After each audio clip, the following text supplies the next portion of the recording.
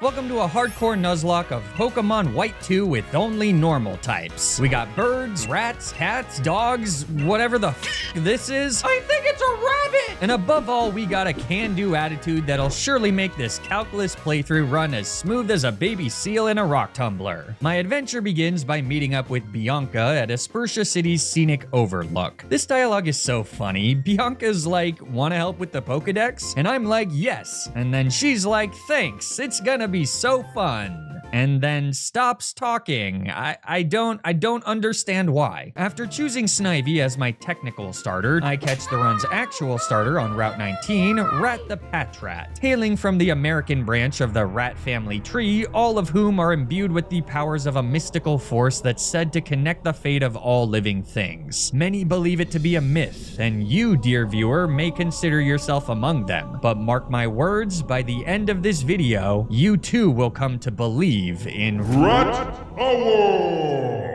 I also snagged Bird, the mischievous Pidove from Route 20, and Dog the Lillipup, a certified cutie patootie if there ever were one, from Flockhessy Ranch. But don't let dogs I'd commit minor war crimes for you cuteness distract from the fact that she's also our team's heavy hitter. Gen 5 50 base power stab tackles hit surprisingly hard, and they're gonna need to be enough to defeat the first gym leader Charon, who also fancies himself a normal type trainer. Dog vs Patrat goes exactly as planned. Tackle appears to just barely be a two-shot, and since Charon wastes time with a workup, Dog takes the KO at full HP, priming her for the matchup of a lifetime. Pretty sure Michael Vick went to prison for this. Charon's purebred outspeeds and goes for a workup as our little mutt lags behind and uses Leer. Then Dog eats a nasty tackle from our foe, though thanks to the defense drop, we do a little bit more in return. And this puts us in a tight position. With 20 HP, I probably survive another tackle, though it risks a critical hit that would result in a tragically premature funeral for Dog.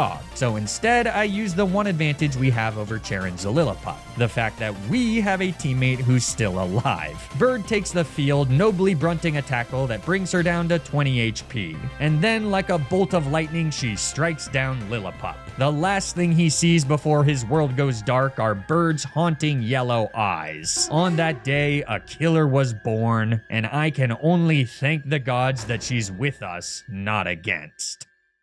Fortunately, so too is Rabbit, the Dino, a vital member of the team. That bench ain't gonna warm itself. With a generously early evolution, Dog has traded in her I'd conspire to overthrow a small government for you charm for some additional power, though sadly she does not have Intimidate. Nevertheless, in the fight for the second gym badge against Roxy and her poison types, Dog takes on Coughing with her powerful returns before switching to Bird, who once again strikes like lightning to net her second KO against Whirlipede. Another soul sent to hell, doomed to be cursed by those vengeful yellow eyes for all of eternity. As we arrive in the concrete jungle of Castelia City, the new level cap means that Rat can evolve into his final form, Watchhog. And I've become a bit of a Watchhog myself, thanks to the sponsor of this video, Holzkern, an Austrian accessories company that specializes in one-of-a-kind products made from wood and other natural materials. Boom! I mean, you gotta admit, that was a pretty great segue. Yeah, that was pretty awesome, but you don't think that pointing that out will kind of ruin it, do you? Mother! I've been a longtime partner with Holzkern because I genuinely love their products. My favorite of their watches are the Antoninus, the Fall Dusk, and the Existential, which, like with all Holzkern products, are backed by a 2-year guarantee. My wife also loves her Holzkern jewelry, saying that it, quote, almost makes being married to a Pokemon YouTuber worth it. Pretty high praise, huh? And Holzkern products make for perfect gifts because with hundreds of options to choose from, you're sure to find something for anyone's individual style. My brother and my mother-in-law both love their Holzkern watches, and you really can't go wrong making sweeping generalizations from a sample size of 2. So good news, for a limited time only, Holzkern is having their biggest sale of the year, where you can get an exclusive 30% off by clicking my link in the description down below. It's the perfect opportunity to do some early holiday shopping for loved ones or just for yourself. You've worked hard. Probably. Everything from Holzkern ships worldwide for free and arrives in just 5 to 9 business days, so act now before the deals are gone. Thanks so much to Holzkern for sponsoring this video. Now, let's get back to the challenge.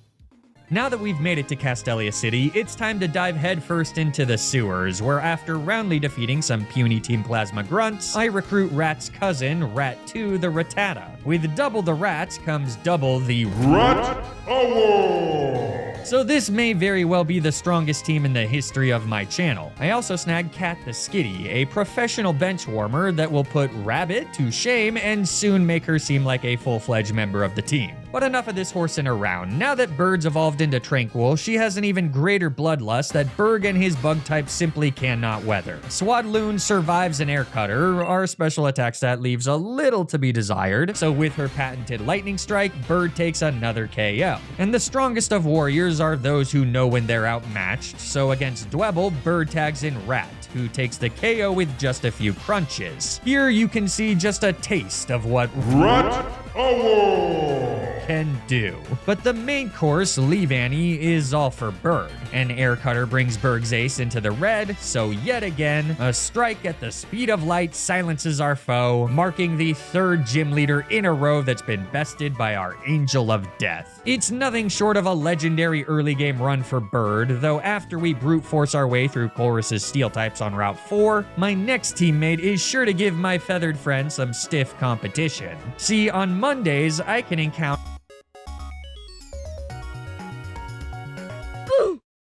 As I was saying, on Mondays, I can encounter a static Braviary, who naturally succumbs to the powers of Dr. Wumball HG. Bird 2 has his hidden ability Defiant, which, along with some extremely strong stats for the mid-game, is sure to make him a fierce and deadly threat. But not against Elisa and her electric types. Believe it or not, Cat is still on the team for one last battle. Elisa leads with her rat and I lead with mine, though immediately it's clear that our foe has not been blessed with Rat Award. Elisa goes for a fairly strong Volt Switch and brings in Flaffy, so to the tunnels! As we surface, our dig brings Flaffy into the red and frustratingly triggers Static. I'm extremely lucky that she goes for Volt Switch here instead of an Electro Ball, which likely would have just gotten the kill. Sky Rat is now back, so I make the switch to Rat 2 on another Volt Switch that brings in Flaffy. Elisa uses a Hyper Potion as our Crunch does a solid chunk, ensuring that our follow-up dig is now enough for the first KO of the fight.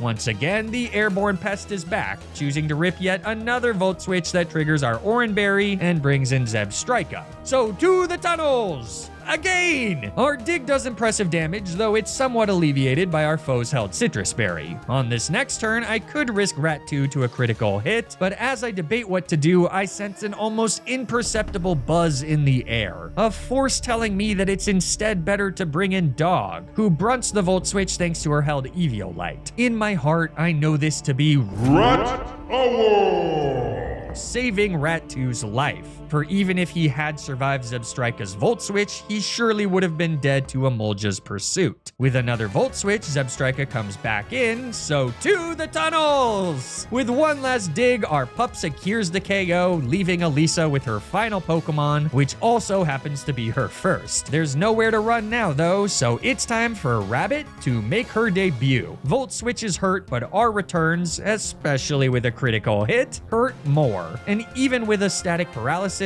there's nothing Elisa can do to stop Rabbit from eating one last Volt Switch and... Alright, fine. Rat 2, why don't you get in there and take the KO with a priority Sucker Punch? That right there is 4 gym badges, and we remain completely deathless. It's an amazing feat, and one that the crowd at the Nimbasa City gym rightfully recognize as such. Well, with that, Cat gets dumped into the box, almost certainly for good, and it's time for Bird 2 the Braviary to start kicking ass. That's a real intimidating herp-derp you got there, Rude. Too bad it gives us a boost to our already monstrous attack stat. Yup. After a Defiant boost, damn near nothing can stop Bird 2, the symbol of America. I haven't been this proud to be an American since... Wait, 1 second. Let's see here. Okay. No.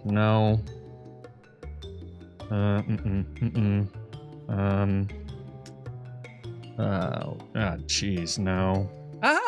December 16th, 1773. En route to Driftvale City, I snagged Chinchilla the Mincino from the Hidden Grotto on Route 5, and Forest Cow the Deerling from Route 6. There, I can also get both a Moonstone and a Shiny Stone, which evolve Cat and Chinchilla respectively. Don't get any ideas though, much like Schrodinger, Cat's still staying in the box. Flygon, Schrodinger was the name of the scientist, not the cat. Get out. Bird and Dog, name a better duo, also evolve, so by the time we're facing off against Clay and his ground types, Forest Cow is our only teammate who remains in his premature form. Against our foe's lead Krokorok, I bring in Bird 2, who immediately gains an attack boost from an Intimidate that ensures we can get the kill with a Strength. The XP from this Oko gets Bird 2 to level 33, which is definitely an intentional strategy that's far too complicated to explain, and not me forgetting to level up my Pokemon. I wouldn't be the greatest Nuzlocker in the world if I made silly mistakes like that. Play brings in Exadrill, who threatens with Rock Slide, but surely it won't be enough to kill Bird 2, right?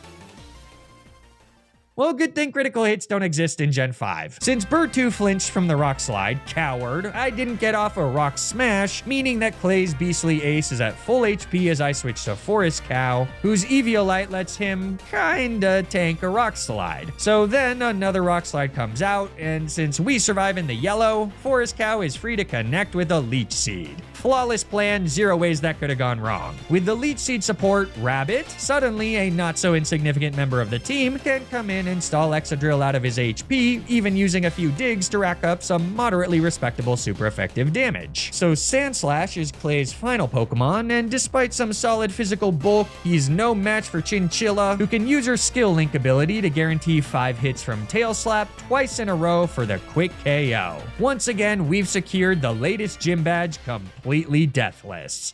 The new level cap means that Forest Cow can evolve into Sawsbuck, and after a short stint in the PWT, which mostly entails Bird 2 getting easy KO after easy KO, we've made it to Mistralton City where the 6th gym leader Skyla awaits. My plan is to have Chinchilla rip nasty rock blasts into her flying types, but unfortunately her lead Swoobat manages to outspeed and nail us with a massive acrobatics before we can take the KO. Which means that as Swanna comes in, I'm skeptical that we can get the Oko or survive a hit, so instead it's Bird 2 that takes the kill just a few turns later. That leaves Skarmory, who I didn't really prepare for, though thankfully Forest Cow is able to comfortably set up a Leech Seed that eventually gets the KO and wins us badge number 6. It's been a very long time since I've completed a Nuzlocke completely deathless, but by all accounts, this could be the one to break my cold streak, and doing so without the use of damage calculators would make the feat even more impressive. Of course, the White 2 late game is notoriously difficult, with even the random trainers proving to be fairly formidable threats. Thankfully, my team and I successfully navigate the long and winding road to Opelucid City without any issues. The fight against my rival Boy in Undula Town is simple enough, since his M-Board doesn't know a fighting type move and falls to a single fly from Bird 2 anyways. Then in Lancunosa Town, Boy actually pulls his weight against Zinzalin and his crony.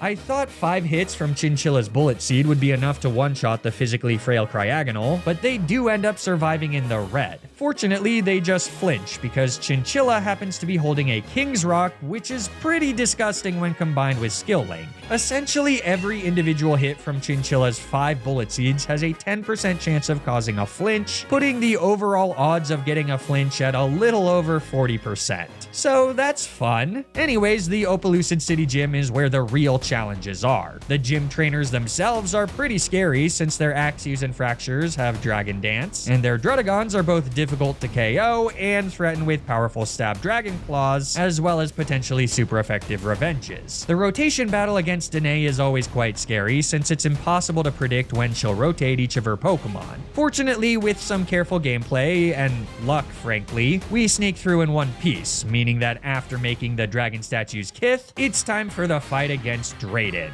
3 powerful dragons and no way to take any of them out in one shot. Drayden's lead is his Druddigon, who knows revenge, so I gotta lead with Bird 2. Our returns appear to be more than enough for a 2-shot, and since Drayden opts for Crunch, we're in a pretty solid spot as the stack of Duplos tumbles and Flygon comes in second. With Rock Slide in his arsenal, Bird 2's not safe, so Rabbit comes in and more or less shrugs off the hit. And Earth Power does significantly more damage and drops our special defense, as Growl does the same to our foe's attack. attack. So here I decide to switch back to Bird 2 on an Earth Power, and then again back to Rabbit, whose Regenerator ability means that we can tank a Rock Slide even as a critical hit. That's not ideal since it means that we're risking a second crit on the following turn, but since Flagon behaves, we're free to rip a quad effective Icy Wind. The idea here isn't to kill Flagon, but to drop him low enough so that we can switch to Forest Cow and take the KO with him. He knows Charm, which will be able to neuter Drayden's Dragon Dancing Haxorus. Unfortunately, Forest Cow's return just barely misses out on the KO, meaning that Drayden's free to heal with a Hyper Potion, so I hit Flagon with a Leech Seed, and then with a combination of the recovery from that, leftovers, and Horn Leech, Forest Cow is at basically full HP after a single turn.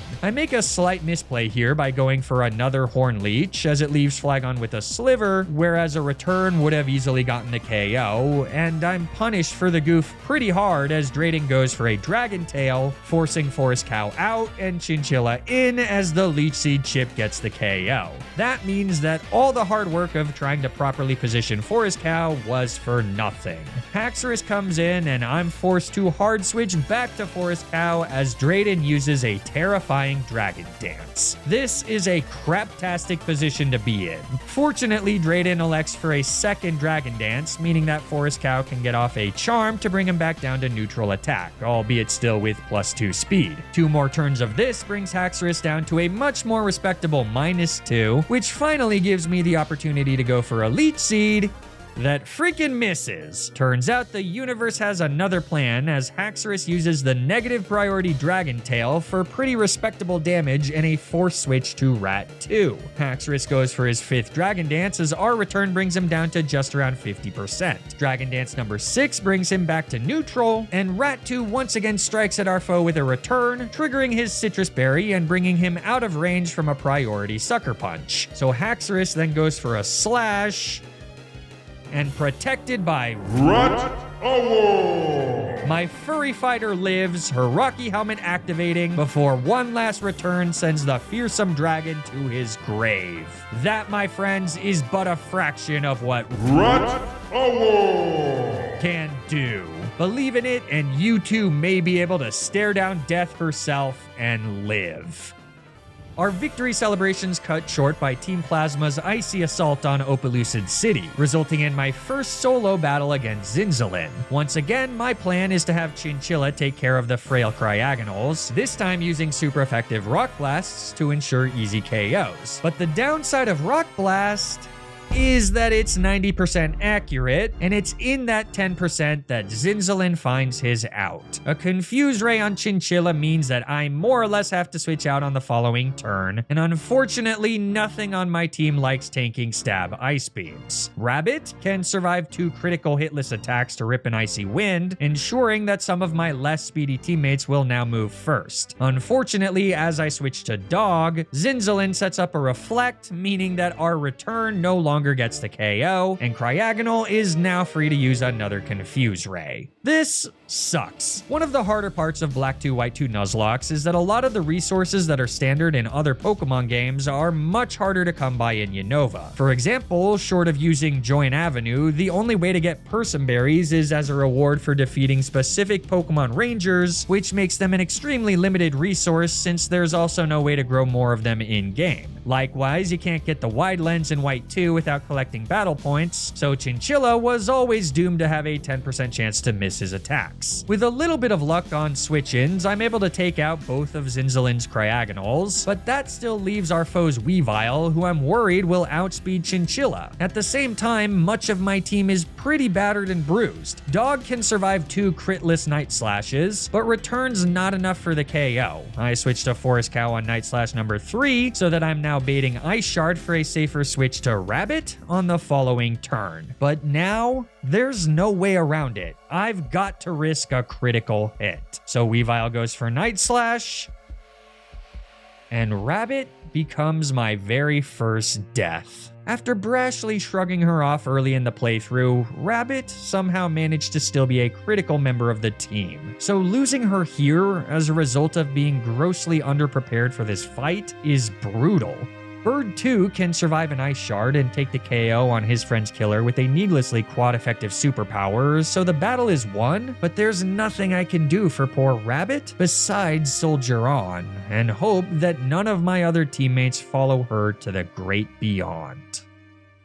The 8th gym leader Marlin is next, and despite Chinchilla's critical blunder, he's still my lead into the Fisherman. Bullet Seeds take out Caracosta and Wailord, though Jellicent is bulkier and able to survive all 5 hits thanks to his held Citrus Berry. A Curse Body activation also prevents us from firing off another, so after surviving Jellicent's Scald, I switch to Forest Cow. Recover is annoying since it means that Jellicent will likely survive a Horn Leech that could very well also trigger Curse Body, so as a result I take the opportunity to set up a Leech Seed, and then since Jellicent's Scald doesn't burn after the chip damage to our foe, we can cleanly take the KO with a single Horn Leech on the following turn, winning us a fairly anticlimactic 8th and final gym badge. But that's okay because we still have a long way to go before we've made it to the Pokemon League. Team Plasma is preparing for their epic finale, which requires dozens of fights aboard the Plasma Frigate, including 2 more against Zinzalin. Chinchilla is now holding one of my limited person berries lest he miss another Rock Blast, though he thankfully does not. During these escapades, I take the time to catch Rotund Imp the Clefairy, who will do his best to serve as Sweet Rabbit's moderately bulky replacement. But this brings us to the final fight against Chorus. Naturally, his Steel types have an inherent type matchup against my normal types, so to ensure the advantage, I take the high ground as our battle begins. He leads with an Eviolite Magneton, who I plan to counter with Dog. Dig deals quad effective damage, though thanks to Sturdy, it'll never get the KO.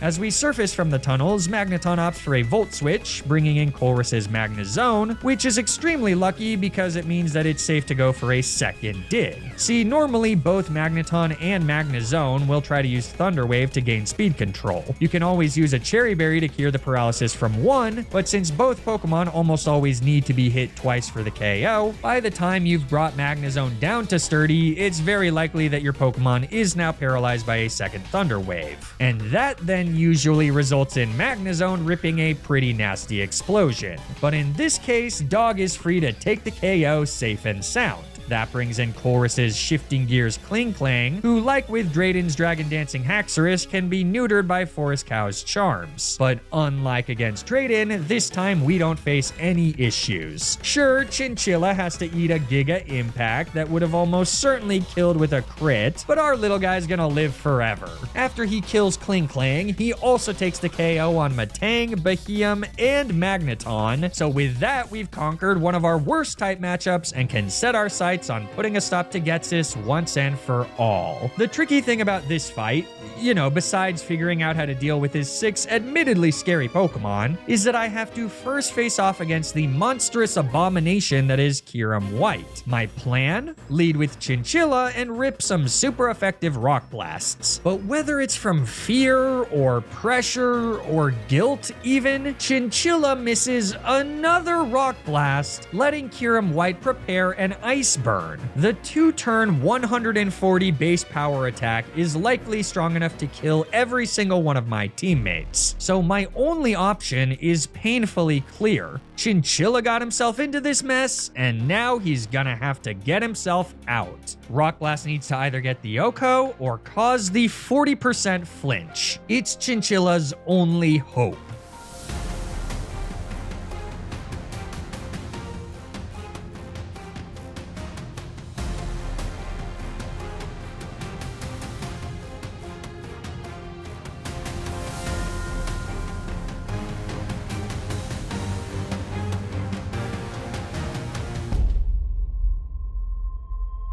Sometimes the most brutal part of life is that you live and die by your own decisions, by the consequences of your own actions. Twice now Chinchilla has missed his Rock Blast, and twice it's led to a death. With Rabbit's name looming large in his ledger, it's only fitting that Chinchilla would eventually pay for that sin with his own life. I just didn't expect it to happen so soon. Dog gets the KO on Kyurem White, which means that I now need to take on Ghetsis with my 5 remaining teammates. Small note, your party gets auto-healed between the fights against Kyurem and Ghetsis, so though it appears that Chinchilla is alive and well, the rules of the Nuzlocke force me to let him go down against my foe's lead Confrontation without doing any damage. Once he is down, I bring in the second member in my party, which happens to be Dog. This is to simulate what would have happened had Chinchilla been fainted as intended. So anyways, I immediately switch Dog out into Rotund Imp, whose magic guard ability means that Confrontation's Toxic does essentially nothing. I was hoping to use Encore to lock him into Toxic, but Confrontation uses a Protect to thwart my plans. So instead, I quickly take the KO with a few Shadow Balls such that Rotund Imp remains relatively healthy as Seismitoad comes in second. I switch to Forest Cow on a mercifully critless Drain Punch, though this does still trigger Seismitoad's Poison Touch. Fortunately, with a Horn Leech, we can get back to nearly full HP as Electros comes in third. My best answer to him is switching back to Rotund Imp, who can do chip damage with Rocky Helmet, use Moonblast for recovery, and fire off Hyper Voices. It ain't pretty, but by dodging enough crits, we just barely come out on top. That brings in Toxicroak fourth, so it's a simple switch to Bird 2 on a Poison Jab, which also poisons because why not? A single Aerial Ace is enough for the KO, which means that Ghetsis' Ace comes out as his penultimate Pokemon. And I really don't have much for him other than hoping to dodge some Dragon Rushes. A hush falls over the battlefield as a force compels me to bring in Rat. It's a common misunderstanding that Rat Award! grants immortality. That would be unholy, a violation of the natural order. Rat Award! Does not take sides. It's simply energy, a unifying force that a select few can tap and harness. But at the end of the day, it cannot reshape our reality. It cannot make what isn't is. So as Rat falls to Hydreigon's second Dragon Rush, I know that this was the way it was always meant to be. Though Rat won't see the end of our run, her life force will continue to guide us to the very end. Given Rat's ability to tank a Dragon Rush, I figured that Forest Cow would as well. So he comes in next, and much to my surprise, we actually outspeed to rip a super effective jump kick, though it doesn't get the KO. Since we outsped, I start to regret not going for a charm to drop the Hydra's attack, but then we get nailed by a critical hit Dragon Rush. Forest Cow falls, and suddenly I'm down to just 3 Pokemon. What's worse is that Ghetsis still has his Drapion, so even though I can now bring in Dog for free, her days are numbered and she's doomed to fall. That is, until Hydreigon finally misses a Dragon Rush. That right there is what we call Bright Powder utility. With Dog still at full HP, she's now got enough health to survive 2 hits from Drapion's Night Slash and take the final kill of the fight with 2 super effective digs. Even though it cost some of my best teammates their lives, we had defeated Ghetsis and saved the world. The only problem now is that I need to figure out how to beat the rest of this game with a significantly weaker team than I had just moments ago. And I can't walk into the Pokemon League with a frickin' Delcatty, they'll laugh me out of the room. So I think it's time to get a few more encounters. First, I head back to the village bridge where I catch Grumpy Cat the Zangoose. Oh, what's that? Zangoose isn't a cat? It's a mongoose? Shut up! Then I head to Route 23 to catch the final encounter of the playthrough, Fat Horse the Bouffalante. With these two, we should have enough juice to make it through Victory Road. Once again, even the random trainers here are pretty tough, especially the final 2 veterans that guard our exit. Only by dodging critical hits and using Feather Dance with Bird to drop our foe's attack am I able to make it through these fights in one piece. Even so, one last challenge stands between me and the Pokemon League. The final fight against Boy, and this time all 4 of his Pokemon are extremely scary. Well, not as Unpheasant. In fact, my hope is that he'll actually use Swagger to give Bird 2 a free attack boost, since we're holding a Person Berry, but after we rip a powerful return, this clown misses his Swagger, which is just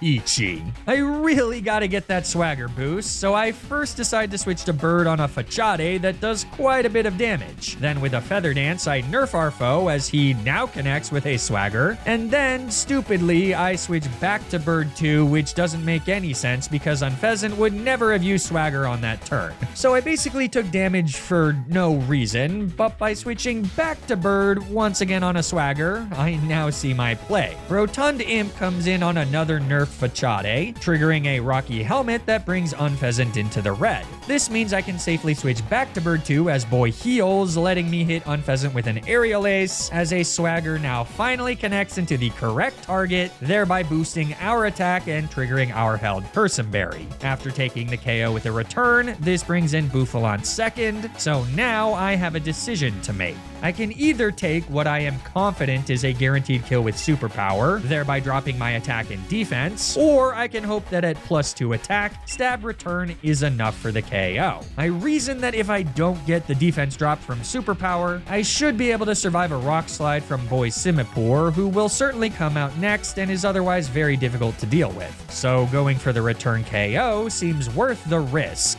But Bouffalant lives with a sliver, letting him rip a devastating wild charge. That Bird 2 survives with 4 HP. Talk about emotional whiplash. Unfortunately, this does mean that I need to switch out against Simipour, and since Bird 2 now baits a random move, Dog comes in on a nasty super effective Brick Break, meaning that we need to risk a critical hit Surf on the following turn.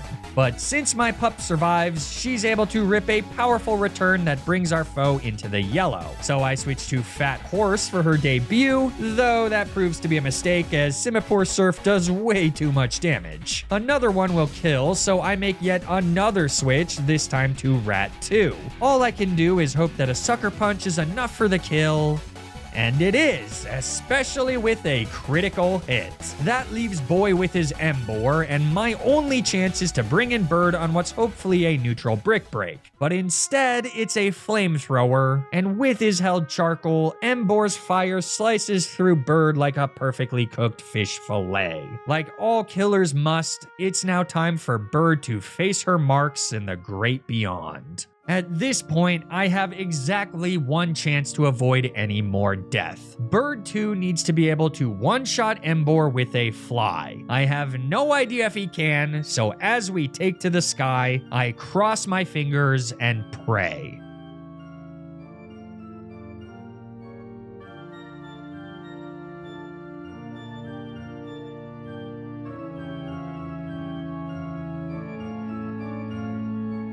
I feel a wave of relief as Embor falls and Boy is finally defeated, though it still hurts to arrive at the Elite Four with 5 deaths, especially with so many happening in the last few fights of the playthrough. In terms of a final team, the only question I have to ask is, do I bring Cat out of the box? And with the answer to that question being a resounding no, I'm left with just 6 possible teammates. Here they are, all at the level cap of 58. Dog is the only survivor from my first batch of encounters. She's seen her closest friends die, and I simply can't promise her that the worst is behind us. So with that, let's see if we've got what it takes to become champions of the Pokémon League.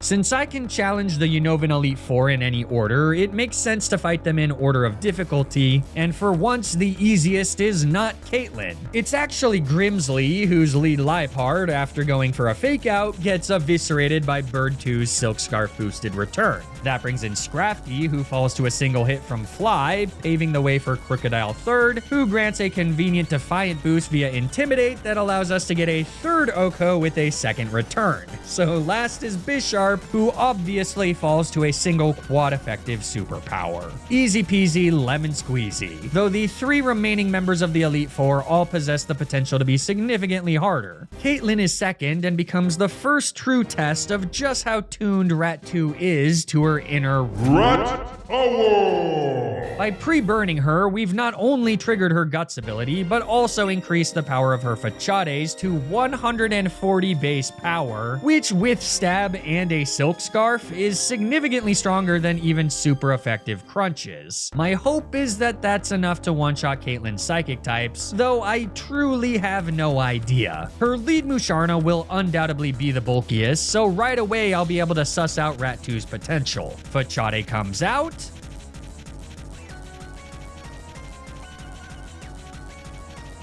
and that's enough for the clean KO.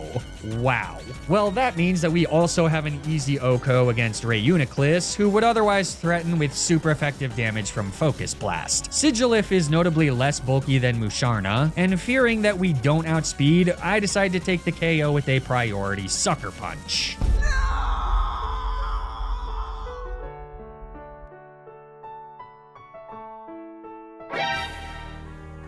That was almost a disaster. Thankfully, Rat 2 has just enough HP to kill Sigilif with a return, eat the damage from the burn chip, and then take out Caitlyn's final Pokemon, Gothitelle, thereby winning us the battle. She may very well be the strongest member of the entire Rat family. Third for the Unnovan Elite Four is Shauntal. Rat 2's way less useful here since she'd have to rely on Crunch, and even then our foe's lead Cofagrigus makes things harder since hitting her with a Crunch would mean losing our Guts ability. Instead, this is a job for Rotund Imp. He's taken on a Cofagrigus before, and this one is fundamentally no different. A few Shadow Balls are all it takes for the Mummy to fall, bringing in Golurk second. They know Brick Break, so it's a little risky to stay in, unless Rotund Imp simply lands a critical hit for the one-shot. Nice. That means that third is Chandelure, and hoping for a miss with Fire Blast, I simply stay in. Sadly, that doesn't happen, but without the crit, Rotund Imp survives to rip his fourth Shadow Ball that merely brings Chandelure into the yellow and triggers her Citrus Berry. So we're gonna have to dodge one last critical hit,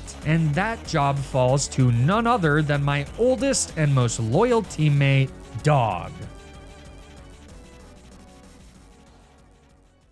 With 36 HP, she lives, and a super effective Crunch ensures we get the KO, bringing in Drifblim as Shauntal's final Pokemon. I ever so slightly luck out by switching to Rat 2 on a Thunderbolt because he's now free to rip an Expert Belt boosted Crunch for the clean KO, winning us another deathless victory. But of course, Marshal and his fighting types are last. This is still nowhere near over, though once again, I'm putting my faith in Rat 2. If she can one-shot Musharna, then maybe, just maybe, she can also one-shot Marshal's lead throw. Again, I truly have no idea, but up until this point, Rat Award has never led me astray. So Fachade comes out,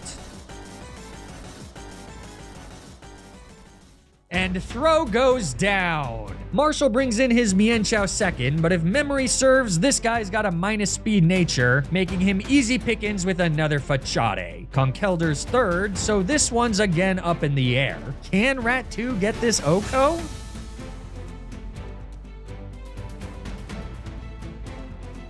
Call her Obama because yes, she can. Suddenly, all that's left is Sock, so I switch to Bird 2. He's holding a Rocky Helmet to break our foe sturdy, and then with a super effective Aerial Ace, the final Pokemon of the Elite Four falls. So all we need to do now is face off against the champion Iris. Just 6 Pokemon and ultimate victory is ours. Iris leads with her powerful Hydreigon, but I now feel that electric hum on the battlefield stronger than ever. Rat 2 manages to outspeed the three-headed demon, ripping yet another Fachade that gets another stunning one-shot. That brings in Druddigon, so it's time to do it again. Another Fachade ends in another victim at the hands of our devastating Rat Award. But with that, Iris brings in Aggron, so here Rat 2 must finally yield. I bring in Fat Horse on a hardy double edge that triggers our held Rocky Helmet. And then an Earthquake lands our third KO of the fight.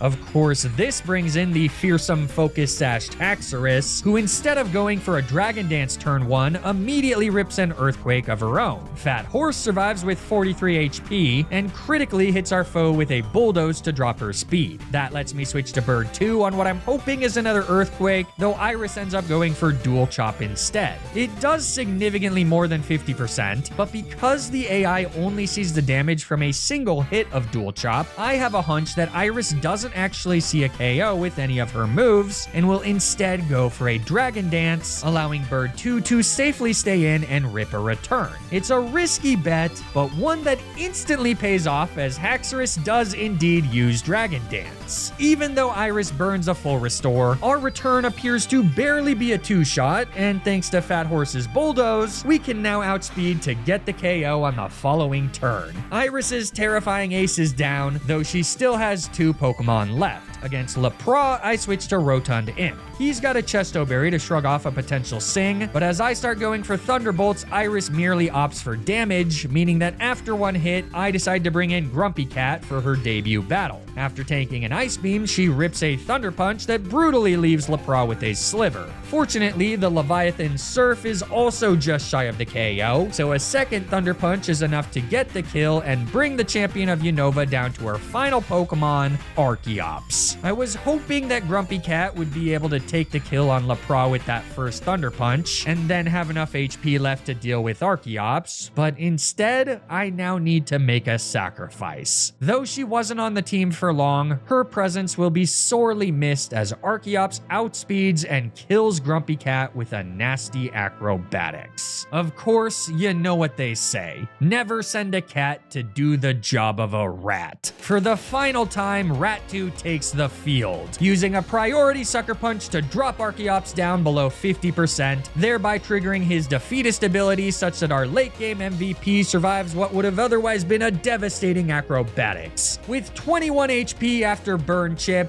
one last critical hit Sucker Punch sends Archeops to his grave, winning us not just the battle against Iris, but the entire run.